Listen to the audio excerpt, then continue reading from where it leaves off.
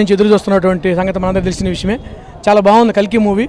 ఇది స్టార్టింగ్ నుంచి కూడా తీసుకున్నటువంటి సబ్జెక్ట్ ఏంటంటే మానవ నిర్మిత కాలం నుంచి ఇప్పటి వరకు ఏం జరిగిందనేది కల్కి. ఈ మానవ మనుగడ కోసం ఎటువంటి మనం నిర్మించుకున్నాం, ఎటువంటి ప్రపంచాన్ని నిర్మించాం, ఎటువంటి వెహికల్స్ నిర్మించాం, ఇవన్నీ కూడా మనం నిర్మించుకున్నాయే. సో చాలా వండర్ఫుల్ వేసింది. సో ఇక్కడ బుజ్జి అనే క్యారెక్టర్ కూడా భవిష్యత్ కాలాన్ని ఆధారంగా చేసుకొని బుజ్జి నిర్మించారు. ప్రభాస్ గారిని ఎంత ప్రాధాన్యత ఇచ్చారో బుజ్జికి కూడా అంతే ప్రాధాన్యత ఇచ్చారు. ఇక్కడ హిందీలో అమితాబ్ బచ్చన్ గారు ఒక ఎత్తు అయితే, తమిళ్లో మన కమలాసన్ గారు ఒక ఎత్తు. ఇక్కడ యుగాలు కూడా ఉన్నాయి. యుగాల్ని కాలాల్ని ఆధారంగా చేసుకొని నిర్మించారు. రామాయణం, భారతం. ఆ రామాయణంలో ఎటువంటి ఉంది, భారతంలో ఎవరు ఉన్నారు, అర్జునుడు, భీముడు, నకులుడు, సహదేవుడు, వాళ్ళ కాలాన్ని, ఇప్పుడు లేటెస్ట్గా జనరేషన్లో ఉన్నటువంటి కలియుగంలో మన మానవ నిర్మిత కాలంలో కలియుగంలో ఎటువంటి పాటలు ఉన్నామో వీటన్నిటిని కూడా కలిపి తీసిన సినిమానే కల్కి. కానీ ఒకే వేజన్లో ఎక్కడ మనకి మనిషి డిస్పాయింట్ కాకుండా ప్రతి ఒక్క సీన్స్ కూడా బాగా ప్రేక్షకుడికి అర్థమయ్యే రీతిలో చెప్పడం అంటే ఆషామాషి మాటలు కాదు. రాజమౌళి గారు మన ఇండస్ట్రీని ఆస్కర్ దాకా తీసుకెళ్లారు. సో అక్కడ రాజమౌళి గారు జెండా ఊపితే ఇక్కడ అశ్విన్ గారు ఒక సవాల్గా ఇండియన్ ఫిల్మ్ ఇండస్ట్రీకి మొత్తం కూడా ఇతర కంట్రీస్ మొత్తం కూడా ఒక జెండా బాతినటువంటి ఘనత అశ్విన్ గారితో చెప్పుకోవచ్చు. Guinness book of the world record మన బ్రహ్మానందం గారిని కూడా లేటెస్ట్గా ఏ సినిమా వాడలేదు, ఇది కల్కి అని చెప్పుకోవచ్చు. అమితాబ్ బచ్చన్ గారు ఈ సినిమాలో ముఖ్య పాత్ర వహిస్తారు. అంటే భూతకాలం, భవిష్యత్తు కాలం ఇవన్నీ కూడా మన కాలాలు తెలుసు. వాటన్నిటి కూడా భూతకాలంలో మన కమలాసన్ గారు పాత్ర వహించారు. అవన్నీ కూడా భవిష్యత్ కాలంలో జరిగేటువంటి అంశాలన్నీ కూడా రాబోయే రోజుల్లో మన టీవీలో కూడా తెలుసు. గాలిలో వెళ్ళే కారులు వస్తాయని మనం ఎన్నో అవతార్లో కూడా చూపించింది. అదే జేమ్స్ కెమెరాన్ గారు అవతారాన్ని నిర్మించినప్పుడు కూడా మనకు కొత్త ప్రపంచాన్ని చూపించారు. ఇక్కడ అశ్విన్ గారు కూడా మనం నిర్మించుకున్న కొత్త ప్రపంచం ఏందో, మనం నేటివిటీగా మన మానవ నిర్మితకి ఎటువంటి నేటివిటీ దగ్గరలో ఉంటుందో అది చూపించారు. సో టోటల్గా ఓవరాల్గా మూవీ మాత్రం వండర్ఫుల్. ఈ కల్కి సినిమా హైటెక్ సినిమా సాఫ్ట్వేర్లకు అర్థమవుతుంది. వాళ్ళు వచ్చి చూస్తే ఈ బుజ్జిని చూసి బజ్జిని తయారు చేస్తారు. మనోళ్ళు కొంతమంది చంద్రమండలానికి పంపించారు కదా, ఇది చూసి సూర్యమండలానికి పంపిస్తారు అనేది నేను అనుకుంటున్నా. స్టోరీ మాత్రం అది కురుక్షేత్రమా, మహాభారతమా, కలియుగం అనేది కొంచెం కన్ఫ్యూజ్గా ఉన్నది. ఇందులో అందరూ ప్రపంచ మేధావులు నాయన, ఇది ఒక అరేబియా సముద్రము, నేను ఒక బాహుబలి సినిమా, నేను రాజమౌళి. ఇందులో ప్రపంచ మేధావులు ఒక సునామీ వచ్చి కొట్టుకొని పోయిందిరా నాయన అన్ని ఇంటికి అనుకున్నా. ఎందుకంటే కమల్ హాసన్ గారు ఉన్నారు, అమితాబ్ బచ్చన్ గారు ఉన్నారు, బ్రహ్మానందం గారు ఉన్నారు, ఆర్జీ ఉన్నాడు, మన విజయ్ దేవరకొండ ఉన్నాడు, ఆర్జీ ఉన్నాడు, రాజమౌళి ఉన్నారు. ఇంత పెద్ద ప్రపంచ మేధావులు నాయన అనుకున్నా. కానీ ఇట్లా అలలు వచ్చేసి కాళ్ళు తడిపేసిపోయినాయి. కానీ నన్నైతే, నేను బాహుబలి సినిమా ఇట్లా అలలు వచ్చేసి నా కాళ్ళు తడిపిపోయింది, కానీ నన్నైతే కుట్టుకొని పోయే రీతిగా అయితే సినిమా లేదు. రాజమౌళి గారు బుర్ర ఇంత అయితే ఈయన బుర్ర ఇంతే ఉంది. ఇంకా ఏ క్యారెక్టర్ ఎవరికి ఇవ్వాలనేది ఇంకా కరెక్ట్గా లేదు. అర్జెంట్ క్యారెక్టరు విజయ్ దేవరకొండ గారికి ఇచ్చారు, అది ఆయన సెట్ కాలేదు. అయితే ఈ సినిమాలో ఓవరాల్గా అమితాబ్ బచ్చన్ గారు లేకపోతే సినిమా లేదు. ఆయనకు మాత్రం దండం పెడతాను. నేను ఈ సినిమాలో ప్రభాస్ దండం పెడతలే, అమితాబ్ బచ్చన్ గారికి దండం పెడుతున్నా. ఎండింగ్లో ఏదో కొంత చూపించారు, మరి ఆ చూపించినట్టుగా ఉండదా అనేది తెలియదు. ఎండింగ్లో ఒక 5 నిమిషాలు బాగుంది. మిగతా మొత్తము లోపల పోయిన తర్వాత కనిపిస్తుంది కానీ వినిపిస్తలేదు. బ్యాక్గ్రౌండ్ మ్యూజిక్ ఎక్కువ పెట్టారు, డైలాగులు వస్తుంటే తక్కువ పెట్టారు. అమితాబ్ బచ్చన్ గారి డైలాగులు వస్తే అసలు స్టార్టింగ్లో ఇంపలేదు. టెక్నికల్ ప్రాబ్లం థియేటర్దా లేకపోతే ఎడిటర్దా డైరెక్టర్ గారిదా ఎవరిదా అనేది. అందుకని నేను వాళ్ళ సాఫ్ట్వేర్లు చూడాలంటున్నాను. అది కొంచెం ప్రాబ్లం ఉంది. ఎవరెవరికి ఏ క్యారెక్టర్ ఇవ్వాలనేది కూడా కొంచెం ప్రాబ్లం ఉంది. ప్రతి ఒక్క భారతీయుడు తప్పక చూడవలసిన ఇండియన్ సినిమా.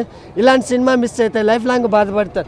ఎందుకంటే మీరు స్పేస్లోకి వెళ్ళాలంటే వేల కోట్లు, లక్షల కోట్లు పెడితే ఎంత అనుభూతి వస్తుందో అలాంటి దానికి మించిన అనుభూతి మనము 3 ప్రపంచాల్లోకి మనం తీసుకెళ్ళిపోయే గొప్ప అనుభూతిని ఇచ్చాడు మన Nag Ashwin. Super great and pride of Indian cinema.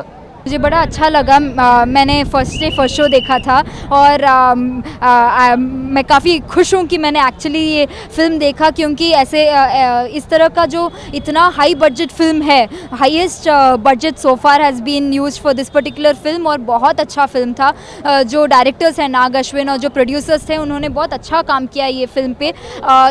अगर आप देखें तो इनके जो प्रीवियस फिल्म्स हैं, जो महानटी या फिर सीतारामम, वो भी बड़े अच्छे लगे थे, और ये फिल्म भी वही ट्रेंड को फॉलो कर रहा है और बहुत अच्छा लगा। जो कास्ट था वो भी बहुत सही चुना गया था, क्योंकि जो अमिताभ बच्चन थे उन्होंने मूवी, उनका कैरेक्टर सबसे इम्पॉर्टेंट था, और उन्होंने मूवी को बहुत अपलिफ्ट किया अपने कैरेक्टर के साथ। जो आप उन्होंने जो प्रोस्थेटिक्स लगाया था और जैसे वो लग रहे थे 8 फीट टॉल लग रहे थे, मूवी को बहुत अपलिफ्ट किया। जो प्रभास का कैरेक्टर था, एक comic element that character brought to the entire film, और जो दूसरे कैरेक्टर्स भी थे, या दीपिका पादुकोण या फिर कमल हासन, सबका कैरेक्टर बहुत अनमोल था पूरे फिल्म के लिए। मुझे एक चीज़ लगा कि शायद कमल हासन का कैरेक्टर जो था बस 2 सीन में दिखाया गया था। अगर उनका कैरेक्टर को थोड़ा और दिखाया जाए तो शायद और भी ज़्यादा अपीलिंग रहता, क्योंकि वही सबसे इम्पॉर्टेंट विलन थे एंटायर फिल्म के। हाइलाइट्स अगर देखा जाए तो जो प्रभास और जो उनकी जो गाड़ी है, जो एक रोबोटिक गाड़ी है जो बात करती है, जिनका वॉइस एक्चुअली कीर्ति सुरेश ने दिया है, उन दोनों के बीच में जो कॉन्वर्जेशन था वो बड़ा अच्छा था। जो कॉमिक एलिमेंट उसने it brought in was very good. And अगर दूसरा हाईलाइट देखा जाए तो जो हमें लगा कि शायद ये एक ही फिल्म है और लास्ट में दीपिका पादुकोण को सेव किया जाएगा, वही हमें लगा। पर लास्ट में एक ट्विस्ट आता है जिसमें और उस चीज़ के वजह से एक सीक्वल आने वाला है। तो ये चीज़ें काफ़ी हाईलाइटेड थी, और ये बात कि ये महाभारता और प्रेजेंट डे टाइम्स को एक तरह से मिलाया गया है ये स्टोरी लाइन में। और स्टोरी लाइन डिस्पाइट बहुत कॉम्प्लिकेटेड स्टोरी है, पर बहुत सरल तरीके से दर्शाया गया है, वो बहुत अच्छी बात है। అన్న ఇప్పుడే కల్కి సినిమా చూడడం జరిగింది. కల్కి సినిమా చూసిన తర్వాత షారుఖ్ ఖాన్ హిట్ సినిమా డాంకి ప్రసాద్ ఐమాక్స్లో ఇప్పుడే చూశాను భయ్య సినిమా కల్కి. నిజంగా అంటే మామూలుగా లేదు. ఈరోజు ఇండియా ఇంగ్లాండ్కి మ్యాచ్ ఉంది, రోహిత్ శర్మకు బాల్ ఇస్తే కొడతాడు 6. కల్కి సినిమా బ్లాక్ బస్టర్ ఫిక్స్. నిజంగా మామూలుగా లేదు. ప్రభాస్ ఎంట్రీ 30 నిమిషాల తర్వాత వస్తుంది, 3 సంవత్సరాలు గుర్తుండిపోయేలా ఎంట్రీ ఉందన్న.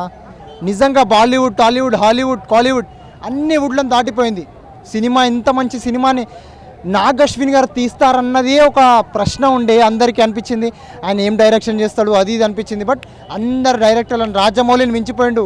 రాజమౌళి పనికిరాడు ఈ సినిమా చూసిన తర్వాత. నిజంగా చెప్తున్నా, మీడియా ముఖంగా చెప్తున్నా, మామూలుగా లేదు. స్టార్ యాక్టర్స్ మంచిగా ఉన్నారు. విజయ్ దేవరకొండ, ప్రభాస్ అన్నకు అండ ఈ సినిమా తర్వాత. హైలైట్స్ ప్రభాస్ అన్న యాక్టింగ్, కమల్ హాసన్, అమితాబ్ బచ్చన్, బ్రహ్మానందం గారి కామెడీ. ఇంకెప్పుడు చేసుకుంటారా పెళ్ళి, నా ఇల్లు ఇడిచిపెట్టి ఎప్పుడు పోతావు అని ప్రభాస్ అన్నకి బ్రహ్మానందం గారు చెప్తారు సినిమాలో. అదొకటి హైలైట్ కామెడీ. అప్పుడు టైం కామెడీ పండుతుంది అసలు. ఆ వెహికల్ ఫ్లైట్లో వాడతాడు, లాస్ట్కు మన రాజమౌళి గారు వచ్చి ఇట్లా గుద్దుతూ ఉంటారు, కామెడీ వినిపిస్తుంది. ఆ వెహికల్ని గుద్దుతూ ఉంటారు ఆ సినిమాలో ఎండింగ్లో, క్లైమాక్స్లో. దుల్కర్ సల్మాన్ గారిని ఈ సినిమాలో మోసం చేశారు. ప్రభాస్ అన్న దుల్కర్ సల్మాన్ని, డైరెక్టర్ ప్రభాస్ అన్న దుల్కర్ సల్మాన్ని పక్కా మోసం చేసిర్రు. ఒక్కటే మాటలు చెప్పాలంటే మా బావ పేరు జాఫర్ ఈ సినిమా తర్వాత ప్రభాస్ అన్నకు వస్తుంది 2000 కోట్ల సినిమా ఆఫర్. భయ కల్కి మూవీ ఇప్పుడే చూడడం జరిగింది ప్రభాస్ది. బాహుబలి మించి అంతకు మించి ఉంది ఈ సినిమా. చాలా బాగా తీసినాడు నాగశ్విన్. అయితే వేరే లెవెల్లో తీసినాడు. ఒక రాజమౌళిని తగ్గట్టుగా తీసినాడు సినిమాని. చాలా హైలైట్గా తీసినాడు. ఇంక మొత్తం ఓవరాల్గా బ్లాక్ బస్టర్ హిట్ మూవీ. చాలా బాగా తీసినాడు. ఇంక రేపు టికెట్లో ఉండవు, హౌస్ఫుల్ అయిపోయినాయి. ఎక్కడ చూసినా ప్రభాస్ ఇంకో రేంజ్కి పోయినాడంటే ఈ సినిమాతో. మళ్ళీ బాహుబలి తర్వాత మళ్ళీ బ్లాక్ బస్టర్ సక్సెస్ వచ్చింది ఈ సినిమాతోనే. ప్రభాస్ అది కామెడీ సినిమా అయినా, హిట్ సినిమా అయినా, ఒక దేవతల సినిమా అయినా బ్లాక్ బస్టర్ హిట్ కొట్టే సత్తా ప్రభాస్కి ఉంది. చాలా బాగా తీసినాడు ఈ సినిమా, చాలా హైలైట్గా తీసినాడు. ఇంకా నెక్స్ట్ బుజ్జి ఉంది, అక్కడే కనబడతాడు బుజ్జి. ఆ బుజ్జితోనే ఇంకో సినిమా ఇంకో లెవెల్కి కారణము దాంతోనే. అది ఇంకా బ్రహ్మానందం కానీ, దుల్కర్ సల్మాన్ కానీ, హీరోయిన్ కానీ ఇంకో లెవెల్కి ఎత్తుకొని మీరు. చాలా బాగుంది. బీజిఎం అయితే ఇంకా చెప్పాల్సిన అవసరం లేదు, సీట్లో కూర్చోలేరు అలాగుంటుంది. చాలా బాగా తీసినాడు. ప్రభాస్కి మంచి కమ్బ్యాక్ మూవీ అంటే కల్కితోనే. అది చాలా బాగా తీసినాడు. ఇక్కడ హీరో ఎంత గొప్పనో డైరెక్టర్ కూడా అంతే గొప్ప, ఈ విలన్ ఎంత గొప్పనో డైరెక్టర్ కూడా అంతే గొప్ప. ఎందుకంటే ఇలా డైరెక్టర్ తీయడం వల్లనే ఆ స్క్రీన్ పైన మనకు అంత మంచిగా చూపించగలిగింది. ఎందుకంటే ఒక హీరో ఎంత కష్టపడ్డాడో, ఒక విలన్ ఎంత కష్టపడ్డాడో, హీరో ఎంత కష్టపడ్డాడో, మెయిన్ డైరెక్టర్ కూడా అక్కడ అంత కష్టపడేది చూపించిండు. అంటే మెయిన్ చెప్పాలంటే మన నాగేశ్వర ముందుగా హ్యాట్సాప్ చెప్పాలి. ప్రభాస్ అన్న మన నిజంగా చెప్తున్నా, నాగేశ్వర మీద ఏం చూసి కథని మెచ్చుకోరో కానీ నిజంగా హ్యాట్సాప్ చెప్పాలి సార్. చాలా బాగుంది కథ, మాత్రం చాలా బాగుంది. చెప్తున్నావు ఇంగ్లీష్ సినిమా కాదు, 2 నిమిషాలు మాట్లాడుతున్నావు. ఇక్కడ కాదు, ఇంగ్లీష్ సినిమా లెక్క కనిపించింది నన్ను కదా. ఇంగ్లీష్ సినిమా నువ్వు చెప్పింది ఇంగ్లీష్ సినిమా ఇంగ్లీష్ సినిమా లెక్క తీసిండు. తెలుగు డైరెక్టర్ గొప్పతనం మనం మెచ్చుకోవాలి. టాలీవుడ్ నుంచి గొప్పతనం మెచ్చుకోవాలి. నువ్వు ఏమంటున్నావు అంటే చెప్పు, ఏమంటున్నావు అంటే తెలుగు సినిమాలు మంచిగా వస్తాయి, సినిమా మన గొప్పతనం తీసుకుపోయింది డైరెక్టర్ గారు. గొప్పతనం తెలుగు సినిమాలు ఒక రేంజ్లు ఉన్నాయి, ఇంగ్లీష్ సినిమాల కంటే రేంజ్లు ఉన్నాయి. నువ్వు ఇంగ్లీష్ సినిమాలు పెంచి తెలుగు సినిమాలను తగ్గించడం నాకు నచ్చలేదు.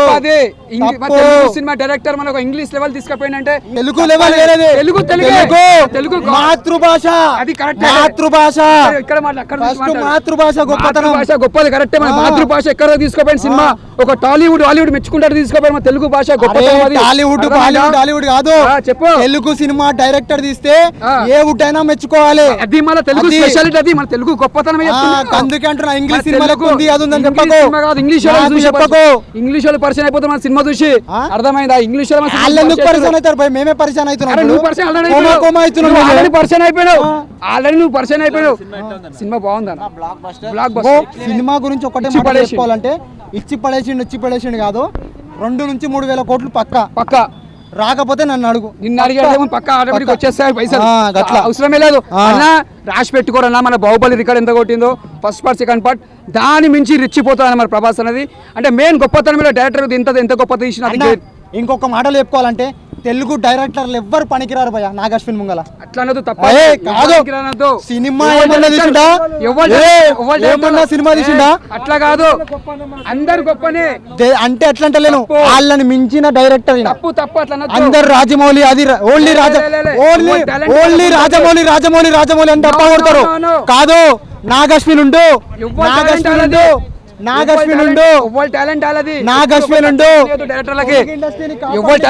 తెలుగు ఇండస్ట్రీ వచ్చినా కూడా ఇండియా వచ్చినా ఏదొచ్చినా ఎంత కష్టపడ్డా వాళ్ళ టాలెంట్ వాళ్ళకు ఉంటది. ఇప్పుడు నాగశ్విన్ మొక్కుతా అంటున్నావు, అంత ముందుకి నాగశ్విన్ మన తెలుగు డైరెక్టర్ అందరు గొప్ప వాళ్ళే. ఈయన క్వశ్చన్ అడుగుతుండే ఆన్సర్ చెప్పు. ఇప్పుడు తెలుగు డైరెక్టర్ గొప్ప అంటున్నావు, ఓకే. ఇంత ముందుకి రామ్ గోపాల్ వర్మ, కృష్ణవంశీ, రాజమౌళి వీళ్ళందరూ ఎక్కడ పోయారు? మళ్ళీ మెచ్చుకున్నా